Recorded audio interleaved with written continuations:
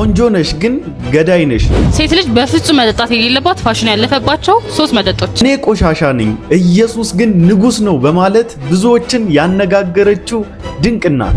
ቆሻሻ ነኝ እሱ ንጉስ ነው። የሌላውን ሃይማኖት በማባላትና የሃይማኖት ስም በማጠልሸት ሌላው ይሸለማል። ሶስተኛው የምንሸልመው ሰው የመናፍቃን መዶሻ ያያዘ ልደታ።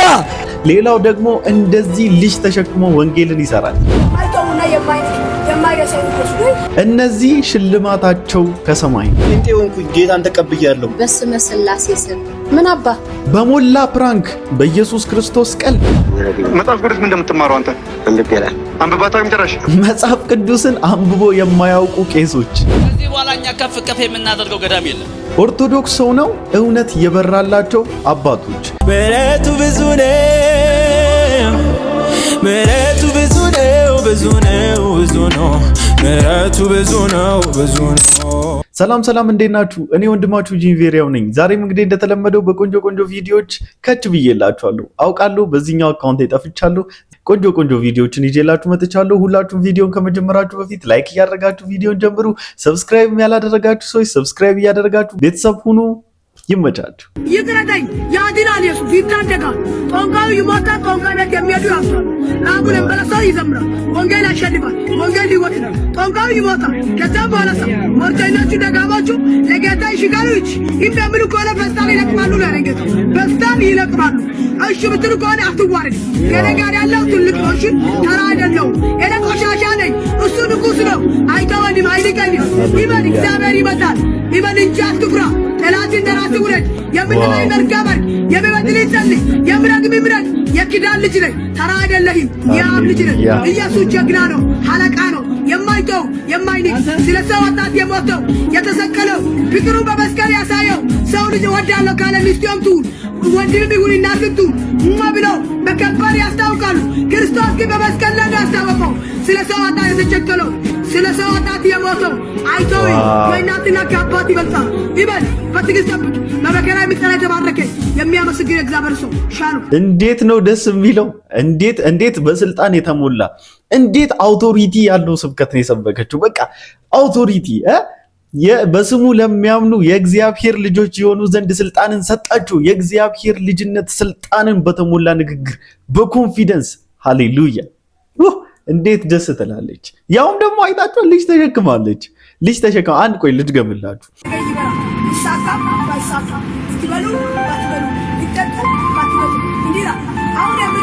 ብትጠጡም ባትጠጡ ብትበሉም ባትበሉ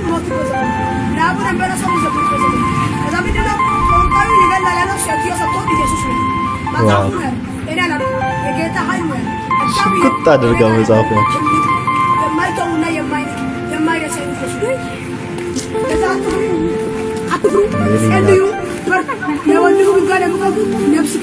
ለእናት ለአባት የማይታዘዝ እግዚአብሔር አይደል? ይበል እግዚአብሔር ከእናንተ ጋር በስጋ ላይ ማየት አትችሉ፣ በመንፈሳዊ ትችላላችሁ። እግዚአብሔር ትልቅ ነው። ከእናት ከአባት ይበልጣል። ተስፋ አትቁረጡ፣ ተስፋ አትቁረጡ።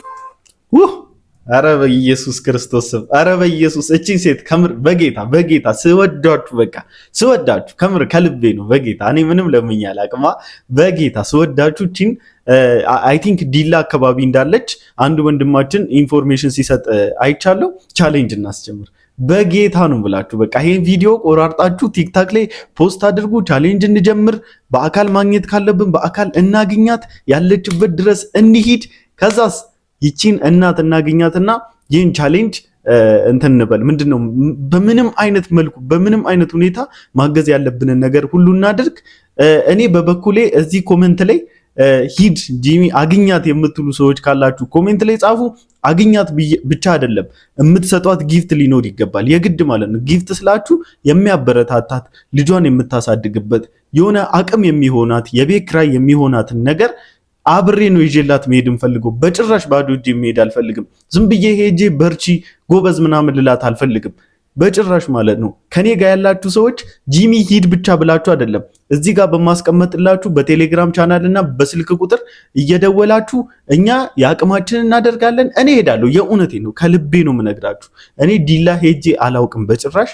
ሄደን እኔ አደራችሁን አደርሳለሁ። የግድ ነው፣ በቃ ግዴታችሁ ነው። የእውነት እግዚአብሔር ራሱ ያዝንብናል። የእውነት እንደዚህ እንዴ! ቆይ አንድ ነገር ላሳያችሁ። የቅድስት ድንግል ማርያም ወዳጅ የመናፍቃን መዶሻ ወጣቱ ቂርሎስ የምንለው ጎንደርን በተለየ ሁኔታ የሚወድ መናፍቃን አጥብቀው የሚጠሉት ያያዘ ልደታን ታውቁታላችሁ። ሃይማኖትን ከሃይማኖት ጋር እያባላ የሰውን ክብር የሚነካ ንግግር እየተናገረ እየተሳደበ አንደበቱ ያልተገራ ምላሱ ልጓም የሌለው ሰውዬ እንኳን ለቤተ ክርስቲያን ያደረግከው አስተዋጽኦ ተብሎ ፕሮሞት ተደርጓል። ለቤተ ክርስቲያን ያደረግከው አስተዋጽኦ ተብሎ ፕሮሞት ተደረገ። ገብቷችኋል? ፕሮሞት ነው የተደረገው፣ ተሸለመ ማለት ነው። እና ታዲያ እቺ እናት እንደዚህ ወንጌልን በአውቶሪቲ ወንጌልን በስልጣን ኢየሱስ ክርስቶስን ቦልድ አድርጋ መስበኳ ታዲያ ምንም እኛ ከጎኗ መሆን የለብንም ብላችሁ ትላላችሁ? ማለት ምንድነው ፍላጎታችን ሊሆን የሚችለው? ይሄን ነው እኛ የምንፈልገው። ይሄን ስለምንፈልግ ሁላችሁም እንዳልኳችሁ እኔ መልእክታችሁን አደርስላችኋለሁ። ሴት ልጅ በፍጹም መጠጣት የሌለባት ፋሽን ያለፈባቸው 3 መጠጦች። አንደኛ ጠላ ማለት ማህበር ላይ ምናምን እኮ አልፎበታል ግን ሲስ። ሁለተኛ ጠጅ እኮ ያበደ ነው ግን አለ አይደል የሆነ ሰርግ ላይ በዓል ምናምን ሲሆን ይሻላል። ሶስተኛ ደግሞ እስቲ እናንተ ኮሜንት ላይ ንገሩኝ። አታውስ ነን አድራሻችን ደግሞ ፕሮሞሽን አልሰራላችሁ በጭራሽ። ቆይ እኔ እናት የትኛው መጠጥ ነው ገዳይ ያልሆነው? የትኛው መጠጥ አሁን ስፔሻሊ መጨረሻ ላይ ያሳየሻቸው ማለት ነው 10 20 30 ምናምን ሺህ የሚሸጡ መጠጦች የሰውን ሳምባ ቅጥቅጥ አድርጎ የሚጨርሱ ሰውን ከሰውነት ጎዳና የሚያስወጣ መርዝ እየነገርሽ ትመጻደቂያለሽ እንዴ? አልፎበታል ምናምን። የትኛው መጠጥ ነው ያላለፈበት? በእርግጥ ኢየሱስ ክርስቶስን ካገኙ በኋላ ብዙ ነገር አልፎብኛል። ደስ የሚለው ነገር በጣም የመጠጥ ሂስትሪ የለኝም። በጣም የሚገርመው ማለት ነው። ግን የትኛው መጠጥ ነው እንደ እርድና የሚቆጠረው? መጠጣት መስከር እርድና ነው እንዴ? ቆንጆ ምናምን ነሽ ግን መርዛማ ገዳይ ነሽ። ማመን አለብሽ። ኢየሱስ ክርስቶስን ቢኖርሽ ኖሮ እንደዚህ አትይም ነበር። ምክንያቱም ገዳይ እንደሆነ ታውቂያለሽ። የምትጠጡት ገዳይ እንደሆነ የሰውን ህይወት እንደሚያናጋ የብዙዎችን ትዳር እንደሚበጠብጥ ታውቃላችሁ። እንዴ እናንተ በዘመኑ እኮ በጣም ከፋ። በቃ ነውር እንደዚህ አፍጥጦ የመጣበት ማለት ነው። ነውር ፕሮሞት የሚደረግበት ዘመን ላይ ደረስን። ኧረ እግዚአብሔር ይገሰጻችሁ። ጌታን ተቀብያለሁ። አትሰሚም እንዴ? ጌታን ተቀበልኩኝ። በቃ ጴንጤ ሆንኩኝ። ጌታን ተቀብያለሁ። በስመ ስላሴ ስም ምን አባ? በስመ ስላሴ ስም ምንድነው? ምን አባ ልብላበት? አሁን ወዲህ ጋር ስትል የከረምከው ጴንጤ ትትሆን ነው? አዎ በቃ ጴንጤ ሆንኩኝ። ጌታን ተቀበልኩኝ። በምን ይመጣ? በቃ ጌታን ወደድኩት፣ በፍቅሩ ወደድኩኝ። እኛ ክርስቲያኖች ጋር ጌታ የለም እኮ አለ። አሁን ጸሎት አድርጌያለሁ። በኢየሱስ ስም ይሄንን አጋንንት ያዝላት። በኢየሱስ ስም ወርቄ ስራተ ያዝ። በስመ ስላሴ ስም በስመ ስላሴ ስም እርኩስ ምንድነው? ችግር አለ? ችግሩ ምንድነው? ምን ማለት ነው? እዚህ ቤት ሁለት አይነት ሃይማኖት። ጌታዬ ሆይ ለምለምን የያዛት አጋንንት ታውጣላት በኢየሱስ ስም ይዤሻለሁ ሲዱ ሰምተው ምንም አጋንንት የለብኝም። ስነ ስርዓትን ያዝ። እዚህ ቤት ውስጥ እስከ ኖርክ ድረስ እናት አባት ቤት እስከ ኖርክ ድረስ ሃይማኖት መቀየር አይቻልም። ሃይማኖት መቀየር የማይቻለው ውርስ ስለሆነባት ነው። ይሄ ሊገባችሁ ይገባል። ሲቀጥል ምንድነው ማለት ምንድነው የምታስተላልፉት መልእክት ማለት ምንድነው? ጄኔሬሽኑ ከዚህ የሚማረው ምንድነው? ወጣት ናችሁ። አንቺ ደግሞ ትልቅ ሰው ምንድነው የምታስተምሩት? ኦኬ እሺ፣ አንቺስ ምናምን ካሜራ ደቅኖ ምናምን ነው ፕራንክ ያደረገች። አንቺ ላይ መፍረድ አንችልም። በድብቅ ነው የተቀረስችው ምናምን ፕራንክ ብላችሁ ሜቢም ተወያይታችሁ ሊሆን ይችላል።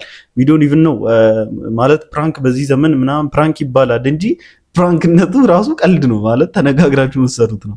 ግን በጣም ብዙ ፕራንክ የምታደርግበት ነገር እያለ በጣም ብዙ የምታለቅጥበት በጣም ብዙ ልትቀልድበት የምትችለው ነገር እያለ እንዴት ከኢየሱስ ክርስቶስ የማዳን ኃይልና ጉልበት ጋር ቀልድ ቤት ትገባለህ? ብራዘር ተው እንጂ እንደዚህ ይደረጋል እንዴ? ከምሬ ነው ማለት እንደፈለክ ኢየሱስን ልትወደውም ትችላለህ እኮ እንደፈለክም ደግሞ ለዚህ ሃይማኖት ጥላቻም ሊኖር ይችላል። ግን በዚህ ልክ ደግሞ እንደዚህ አይነት የወረደና የዘቀጠ ፕራንክ ይዞ መምጣት በጣም ያሳዝናል። ግን በዚህ አጋጣሚ ለዚህ እህቴ ደግሞ ያለኝ መልእክት የእውነት ይሄ ልጅ ኢየሱስን ይዞ መጥቶ ቢሆን ኖሮ ቤትሽ ውስጥ ሰላም ነው የገባው፣ ቤትሽ ውስጥ ልታመሰግኝ ይገባል፣ እልልልል ልትይ ይገባል እንጂ በውርስ ያገኘሽውን ሃይማኖት እንደ ሀብት ይዘሽው ልትመጻደቂበት አይገባም ነበር። በስመ ስላሴ ስም ምናምን እያልሽ ደግሞ ስትቃወሚ ነበር። ስላሴስ ቢሆን ይሄን ነገር የሚቃወሙት ይመስልሻል? ሰማይ ቤት እኮ የላከው የማዳን ጥበብ እኮ ነው። የኔ እናት እኛን ከጨለማ እንድንወጣ ከጨለማ እንድናመልጥ ሰማይ ቤት የሰጠን አንድ የመዳን መንገዳችን እኮ ነው። how dare you የሆነ ዲክላይን እያደረግሽ ከራስሽ ላይ ብሎክ እንዴት ታደርጊያለሽ? ኢየሱስ ክርስቶስ ሲባል ማለት ጴንጤ ሃይማኖት የሚለው ነገር አይምሯችሁ ላይ መጥቶ ለምንድን ነው የምትረበሹት? ኢየሱስ ክርስቶስ እኮ ከሃይማኖት በላይ ነው። ኮምፔር ልታደርጉት አይገባም እኮ። ግን ኢየሱስ ክርስቶስ ይሶ ፐርፌክት እኮ እሱ ፐርፌክት ነው ማለት ምንም እንከን የሌለበት ምንም ነውር የሌለበት ጻድቅ እኮ ነው። እንዴት ነው ስለሱ ሲነሳ የምትበሳጩት? ጴንጤ ሲባል ኦኬ እሺ ልትናደዱ ትችላላችሁ። ፕሮቴስታንት ሲባል እሺ ልትፍጨረጨሩ ትችላላችሁ። እንዴት ኢየሱስ ሲባል ደማችሁ ይፈላል? እንዴት ደም ስራችሁ ግትርትር ይላል? እግዚአብሔር የፈሰሰውን የኢየሱስ ክርስቶስ ደም እንዲገባችሁ የልቦናችሁን አይኖች ያብራላችሁ። ወንጌልን በአደባባይ ወጥተን የምንሰብክበትን 2 ሪዝኖች ላሳያችሁ። ኢየሱስ ጌታ እንደሆነ በልብ ብታመን በአፍህ ብትመሰክር ትድናለህና ጸድቃለህና ይላል። ምን ምዕራፍ ላይ የሚገኘው? ምን ምዕራፍ ላይ የሚገኘው? አንተ ነው ቆም አላገኘሁትም ብዬ አታቆም አንተ? አዎ አላገኘሁትም። ምላስ ሁሉ ለእግዚአብሔር አብ ክብር ለኢየሱስ ክርስቶስ ይመሰክር ዘንድ ነው የሚለው ምን ምዕራፍ ላይ ይገኛል? አላገኘሁትም። አታቆም? አዎ ጭራሽም አታቆም? አዎ ጭራሽም አታቆም? መጽሐፍ ቅዱስ ምን እንደምትማረው አንተ? አንብባታም ጭራሽ አንብባታም ጭራሽ እዛ ለምሳሌ ኦርቶዶክስ ቤተክርስቲያን ውስጥ ምን እንደምትማሩት ግዕዝ ነው ያለው። ግዕዝ ብቻ የምትማረው? ሌላስ እሺ የምትማረው ምንድን ነው? ያነበብኩ እኮ ሌላስ ምን እንደምትማረው? ግዕዝ ነው። መጽሐፍ ቅዱስን እንመራለን ግን አላየሁትም። ይሄን አታቆም ጭራሽ አንተ? ወይኔ አንደኛው ሪዝናችን ይሄ ነው። እሺ ወንጌልን በአደባባይ ወጥተን የምንሰብክበት አንደኛው ሪዝናችን ይሄ ነው። ሁለተኛውን ደግሞ ላሳያችሁ። በጣም ያስፈራኝ የመጽሐፍ ቅዱስ ቃል ሕዝቅኤል ምዕራፍ 33 ቁጥር 8 ላይ አለ። ምን ይላል መሰለህ? ኃጢአተኛው ኃጢአት ሲሰራ አይተኸው ነው የሚለው። አይተኸው ነው ማንም ጓደኛውን አይደለም። አይተኸው አንተ ሰው ተው ኃጢአት አትስራ፣ በኃጢአት እንዳትሞት ከሞትክ ሲኦል ትገባለህ ምናምን ይልና ባትለው እንደዛ ባትለው እና ይሰው ከና ኃጢአቱ ቢሞት የኃጢአተኛውን ደም ከእጅህ እፈልጋለሁ። ጂሰስ ስላይ ለዛ እኮ ነው በአደባባይ ላይ ኢየሱስ ይመጣል፣ ንስሐ ግቡ፣ ከኃጢአታችሁም ተመለሱ፣ በኢየሱስ ክርስቶስ የመስቀል ሥራ ብቻ እመኑ የምንለው። ይሄንን መልእክት ኮፒ ሊንክ ሼር እያደረጋችሁ ለብዙዎች እንዲደርስ አድርጉልኝ። ምን ልላችሁ ፈልጌ ነው፣ እግዚአብሔር በምድር ላይ ትልቅ ኃጢአት ብሎ የሚጠራው በክርስቶስ ኢየሱስ የመስቀል ሥራ አለማመን ነው። መጽሐፍ ሲናገር እንዲህ ይላል፣ በክርስቶስ ኢየሱስ የሆኑት ስጋን ከክፉ መሻቱ ጋር ሰቀሉት ይላል። ኃጢአትን ለማቆም ወይም ኃጢአተኛን ወደ ጽድቅ መንገድ ለመምራት ማድረግ ያለብን ከሶርሱ መቀየር ነው። ማለት ከአሮጌው አዳም ወደ አዲሱ አዳም እንዲመጣ ማድረግ ነው። ይሄ ደግሞ የሚሆነው በመስቀሉ መንገድ ነው። አንድ ሰው በጌታ በኢየሱስ ክርስቶስ የመስቀል ሥራ የሚያምን ከሆነ በዛ ሥራ ብቻ የሚያምን ከሆነ ኦሬዲ ከኃጢአቱ ድኗል ማለት ነው። ሶ ኮሜንት ላይ this is why እንግዲህ ኢየሱስ ክርስቶስን መስበክ ያለብን ገናም ደግሞ እንሰብካለን። ምክንያቱም ብዙ ያልዳነ በጣም በብዙ ትብታብ ውስጥ ያለ መጽሐፍ ቅዱስን ሊማሩ ሲገባቸው ነገሩ ሌላ ነገር ይሄ ትብታብ ካልቸር ምናምን እየተማሩ ጊዜያቸውን እያባከኑ ያሉ ልክ እንደዚህች አይነት ወጣቶችም ስላሉ ማለት ነው። መጽሐፍ ቅዱስ የለሽም? አዎ የለኝም። ቤተክርስቲያን ኮርስ ምናምን ትማሪያለሽ? አሁን የክረምት ኮርስ ጀምሬያለሁ። ስለዚህ እንደውም በትክክለኛው ሰዓት ነው ይመጣል። ስለዚህ እግዚአብሔር አምላክ ይርዳሽ። አሜን። ይሄ ምን እየተማራችሁ ነው? አሁን የምንማረው የቤተክርስቲያን ታሪክ፣ ስርዓተ ሃይማኖት፣ ክርስቲያናዊ ስነ ምግባር፣ ልሳነ ግዕዝ አክቹአሊ 6 ትምህርት እንማራለን። ለካኔ ብዙ ኦርቶዶክሶች ለምንድነው ስለ ኢየሱስ ክርስቶስ ፍቅር የዚህን ያክል ሊረዱ ያልቻሉት እላለሁ። የማርያም ፍቅር እንዴት በለጠባቸው ብዬ ሳስብ ለካ የሚማሩት ስለ ቤተክርስቲያን ስርዓትና ደንብ፣ ስለ ቤተክርስቲያን ሃይማኖት፣ ስለ ቤተክርስቲያን ግዕዝ ቋንቋ ነው። ግዕዝ ከምትማሩ ስለ ኢየሱስ ወንጌል ብትማሩ ዛሬ ይገባችሁ ነበር። ወደ ኦርቶዶክስ ለምን አትመለሱም ለምትሉ ነገሮቻችን እስቲ የኔ ወጣት እንስራ ውስጥ ልንገራችሁ። የአውደ ምሕረት ላይ ልመና ወንጌል አይሰበክም። ረጅሙን ሰዓት የሚወስደው ልመና። አሁን እናገራለን። የዓመቱ ማርያም፣ የዓመቱ ገብርኤል፣ የዓመቱ ሚካኤል ጋር እጅን አውጣ ወደ ኪስ ክተት፣ ሁሌ ልመና፣ ረጅም ሰዓት የሚወስደው ልመና ነው። ወንጌል መሰበክ አለበት። ወጣቱ ስለሄደበት ዓላማ ማወቅ አለበት። እኔ ነኝ ሕንጻ ሥላሴ ቤተክርስቲያን፣ እኔ ነኝ መሰራት ያለበት። ገነት ምገባው የእግዚአብሔር መንግስት ሞርሰው እኔ ነኝ። ሲኦል ሊጠብቀኝ እኔ ነኝ። አባቴ እኔ ላይ መስራት አለበት። ይሰማል ወይ እነ ያያ ዘልደታ? ይሰማል ወይ እነ ጎልድ ኦርቶዶክሶች? ይሰማል ወይ እዛ ቤት ይሰማል? ይሄ ይሰመርልን።